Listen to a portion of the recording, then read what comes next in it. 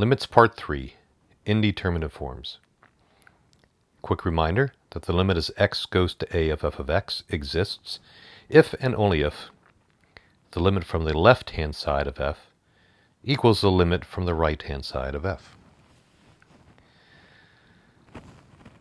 Let's do a quick example. Let's find the limit as x goes to 2 of x squared plus 2x minus 8 over x minus 2. In part 2, we saw that we should simply plug in the value of x and see what happens. If we get a nice answer, a nice number, we're done. So if I plug in x equals 2 into the top, I get 4 plus 4 minus 8. And on the bottom, we get 2 minus 2, which equals 0 over 0. We have a problem here. What does 0 over 0 equal? Well, 0 divided by a number is 0, right? Except that a number divided by 0 is undefined. But anything divided by itself is 1, isn't that what we say? Well, here's the problem. It's not really 0 over 0. It's actually very close to 0 over very close to 0. So what happens when we do a limit?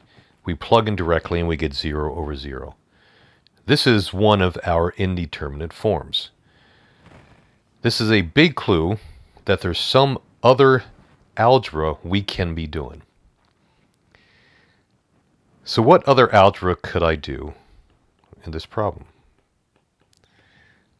Well, I have a quadratic on top, which looks like it's factorable. In fact, it is, so let's go in and factor it.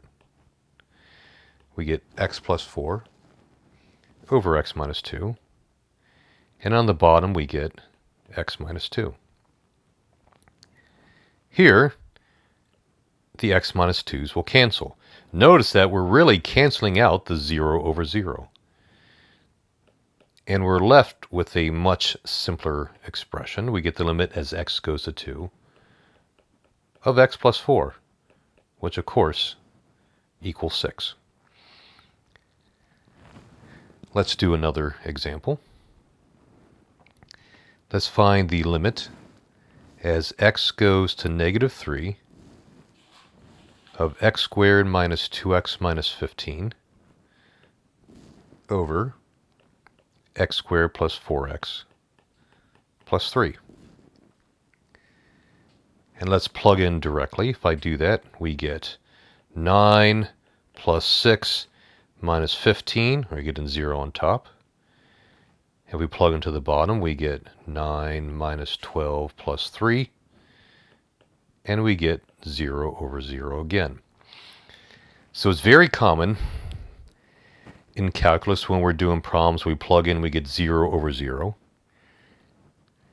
that we might want to factor, especially if we have some sort of polynomial top and bottom. Now, since plugging in x equals negative 3 gives us 0 on the top and bottom, and I know I need a factor, well, I already know one of the factors. It must be x plus 3 over x plus 3. Because when I plug in x equals negative 3, of course I get 0 over 0. So that might make it a little bit easier to factor, or maybe not. But if I continue factoring the top, I get x minus 5, and on the bottom I get x plus 1. So we can cancel out the thing that was bothering us, the 0 over 0. And now when we plug in, we get negative 3 minus 5, or negative 8, over negative 3 plus 1, and we can simplify. So when you're seeing the indeterminate form of 0 over 0 in calculus, that's a clue. There's some more algebra that we can do. Very often it's factoring, not always. So let's look at two other really common things that you might see when you're first dealing with calculus, especially with limits.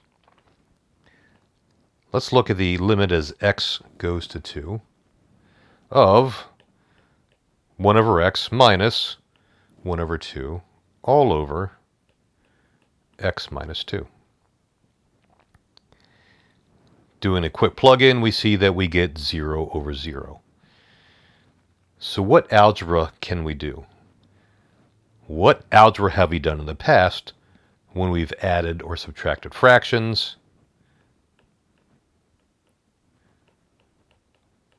Often when I see fractions that I need to add or subtract, I think, let's find a common denominator. Will that help? I don't know, but we can do it, so let's try it. So if I multiply the first one by 2 over 2 and the back part by x over x, we end up with 2 minus x over 2x on the top, and then x minus 2 on the bottom, which I'll put over 1, because that helps me see how things align, whether I want to flip and multiply it, or if I can match numerator to numerator, denominator to denominator. Let's do a little bit more algebra. So the top part over here can be written as negative x minus 2 over 2x. Then all over x minus 2 over 1. And of course I wanted to write it like that so I can see how my x minus 2's cancel. And then if I simplify and make it look a little nicer, we end up with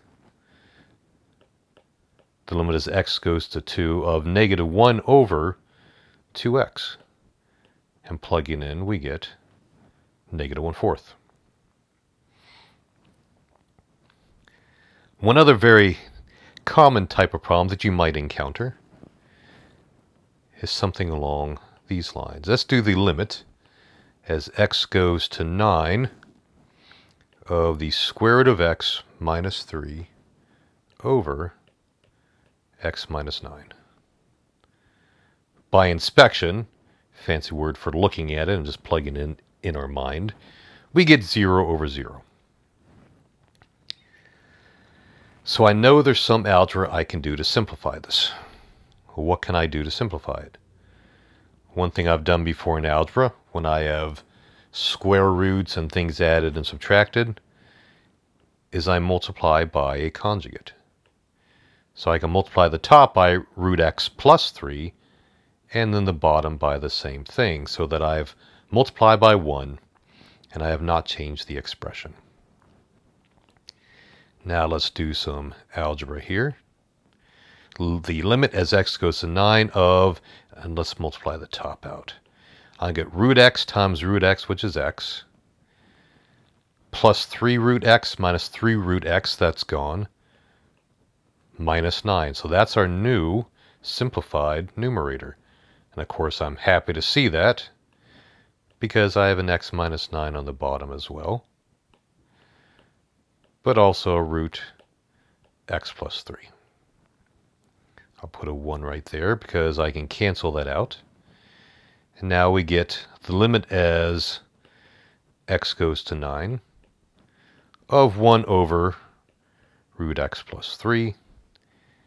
And plugging in, I get 1 over 6.